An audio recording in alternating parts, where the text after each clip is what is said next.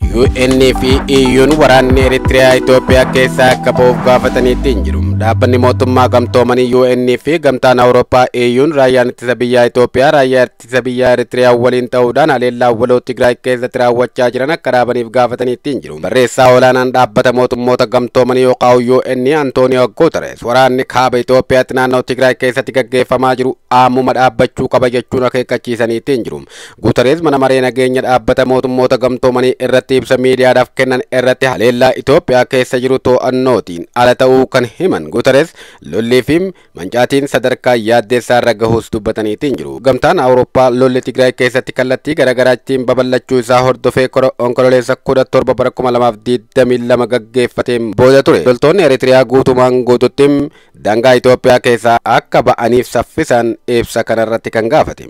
Kana malees humnoonni Tigraay waraana naannolee ollaa akka Amaaraatii fi Affaar keessatti gaggeessan akka dhaabanii fi duula waraanaa irraa akka of qusatanillee gaafateetiin jira. Ibsi EU'dha kunim barreessaa olaanaa UN ammoo hariiroon hawaasa walitti hidhan cicciramanii ittiin jiru jechuudhaan atattamaan humnoota Eritiriyaa Itoophiyaa keessaa baasuu dabalatee waraanni ammuma dhaabbachuudha qabam furmaanni humna waraanaatiin dhufu tokkolleen hin jiru jechuudhaan dubbatu.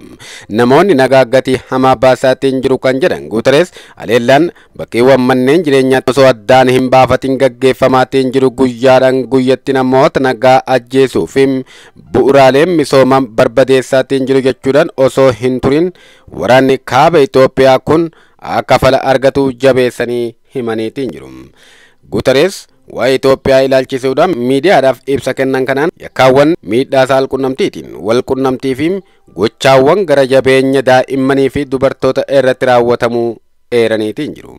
Sababa waraana kaaba Itoophiyaatti gaggeeffamaa jiru kanaatiin sadarkaan fedhii gargaarsa namoomaa akkaan dabaluu himuudhaan osoo waraanni kun deebi'ee hin jalqabin durumaayyuu namoonni miliyoona 13 naannolee Amaaraa, Affaarii fi Tigraay keessatti gargaarsa namoomaa barbaadu ture jechuudhaan Antonio Guterres dubbataniitiin jiru. UN'n gidiraa uummata Itoophiyaa kana dhaabuudhaaf gamtaa Afrikaa tumsuudhaaf qophii ta'uudha dubbata. Amma hawaasni idila addunyaa nagaaf jedhee waliin hiriiruus qaba jechuudhaan Guterres dubbataniitiin jiru. Mootummaan Itoophiyaa ibsa onkololeessa 17 bara 2022 baaseen haleellaa bal'aa bilisa baasaa uummata Tigraay yookaan TPLF gaggeessuun humnoota diina alaa irra deddeebiin daangaa qilleensa Itoophiyaa cabsaniin kan deeggaramuudha jechuudhaan tarkaanfiin kaaba Itoophiyaatti fudhatamaa jiru walabummaa biyyaatii fi tokkummaa daangaa biyya keenyaa mirkaneessuudhaaf jechuudhaan ibsa baaseetiin jira. Kanaaf mootummaan Itoophiyaa buufataalee xiyyaaraatii fi dhaabbilee federaalaa naannoo Tigraay keessa jiran atattamaan to'achuun barbaachisaa ta'ullee ibsa isaaniitiin eeraniitiin turan. Mootummaan federaalaa kana kan jedhe humnoonni Tigraay waamicha gamtaa Afrikaa akka hojiirra ooluuf wayita gaafatanii fi haleellaawwan qilleensarraa Tigraay keessatti gaggeeffaman baay'achuu isaa yeroo itti ibsaniittidha ture. Komishinar Muusaa Faaqii Mahamad dabalateem biyyoonni fi dhaabbileen idil addunyaa waraanni Tigraay atattamaan dhaabbateem qaamoleen wal waraanan gara marii nagaatti akka deebi'aniif waamicha taasisuun isaanii kan yaadatamudha.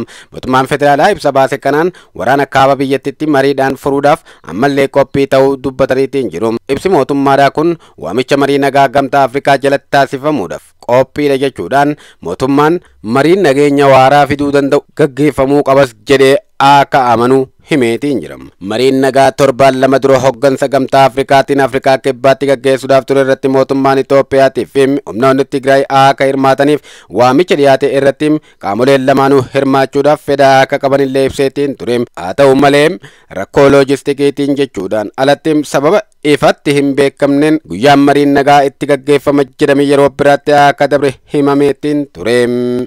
Ga ammaan kana maaltu akka deemaa jiru biyya sanitti baay'ee nama yaachisaa kabajamtootaa fi jaalatamtoota keenyaam hundaafuu rabbiin nagaa buusuu malee wanti takka wanti nuti jechuu dandeenyu hin jiru jechuu isiniif dhaamaam kanumaan nagaatti nuuf turaasin hin jennaam.